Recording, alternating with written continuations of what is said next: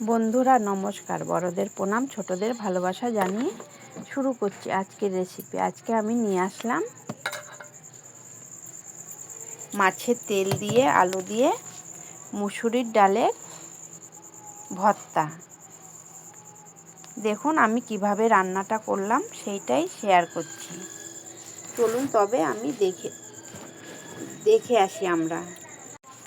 তার জন্য লাগছে আমার মাছের তেল আর লাগছে মুসুরির ডাল। মুসুরির ডালটা আমি ভালো করে ধুয়ে নিয়েছি, 10 মিনিটের মতন ভিজিয়ে রেখেছিলাম, ভালো করে ধুয়ে নিয়েছি। দেখুন বন্ধুরা, আর নিয়েছি আলুটা ভালো করে কেটে নিয়েছি, এরকম সরু সরু করে কেটে নিয়েছি। আলু ভাজার মতন কেটে নিতে হবে আর ভালো করে অবশ্যই ধুতে হবে। আর নিয়েছি পেঁয়াজ, কাঁচা লঙ্কা। তেলের ভেতরে আমি দিয়ে দিলাম হলুদ, নুন। এবার আমি কড়াই বসিয়ে দিলাম, কড়াইটা গরম হয়ে গেছে, সামান্য একটু তেল দিয়ে দিলাম, বেশি তেল দেওয়ার কোনো দরকার নেই। তেলটা গরম হয়ে গেছে, দিয়ে দিলাম পেঁয়াজ আর কাঁচা লঙ্কা। পেঁয়াজ কাঁচা লঙ্কা দিয়ে ভালো করে একটুখানি ভেজে নেব। ভাজার পরে আমি তেলটা দিয়ে দেব, তেলটাও আমি ভেজে নেব। অল্প আঁচে ভাজতে হবে, নাহলে পুড়ে যাবে। বন্ধুরা, আমার ভিডিও যদি ভালো লাগে আমার পাশে থাকবেন আর পুরো ভিডিওটা দেখবেন, নাহলে বুঝতে পারবেন না আমি কিভাবে রান্নাটা করছি। অনেক অনেক ভালোবাসা বন্ধুদের জন্য, অনেক অনেক ধন্যবাদ এভাবে আমাকে সাপোর্ট করার জন্য। দেখুন বন্ধুরা, আমার তেল ভাজা প্রায় হয়ে গেল। তেলটা আগে করেই ভাজতে হবে, নাহলে গন্ধ বেরোবে একসঙ্গে দিলে।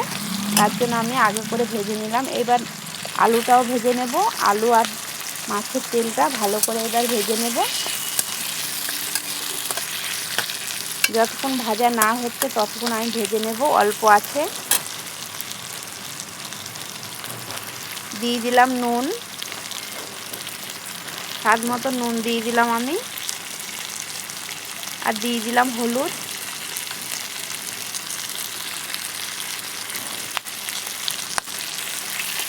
বন্ধুরা, আমার ভিডিও কেমন লাগছে কমেন্ট করে জানাবেন।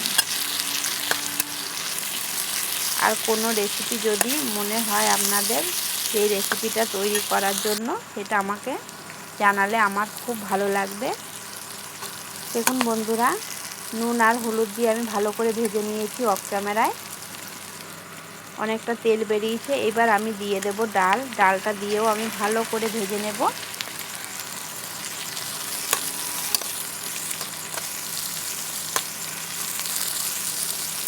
দেখুন বন্ধুরা, দেখতে থাকুন। এভাবে করে যদি তেল দিয়ে মুসুরির ডাল ভর্তা করেন, এক থালা ভাত খাওয়া হয়ে যাবে, আর কিছুই লাগবে না। আমি তো এই প্রথম করেছি, সত্যি কথা বলছি বন্ধুরা, খুবই ভালো লেগেছে। বাড়ির সবাই খুব ভালো বলেছে।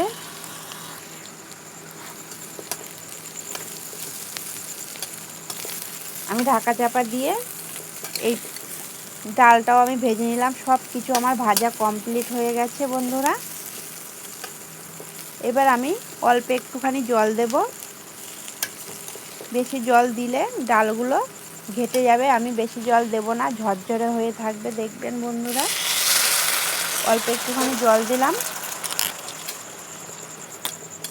এবার আবারও আমি ঢাকা চাপা দিয়ে রান্না করে নেব 10 মিনিটের মতন।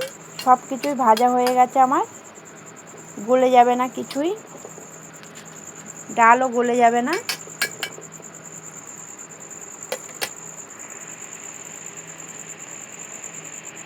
দশ মিনিট পর আমি ফিরে আসছি। দেখুন বন্ধুরা, 10 মিনিট পর আমি আসলাম। কতটা লোভনীয় হয়েছে, খেতেও খুবই ভালো হয়েছে বন্ধুরা, না বানালে বুঝতে পারবেন না। তেল দিয়ে আমার ডাল ভর্তা কেমন লাগলো কমেন্ট করে জানাবেন। ভালো লাগলে বন্ধুদের সাথে শেয়ার করবেন।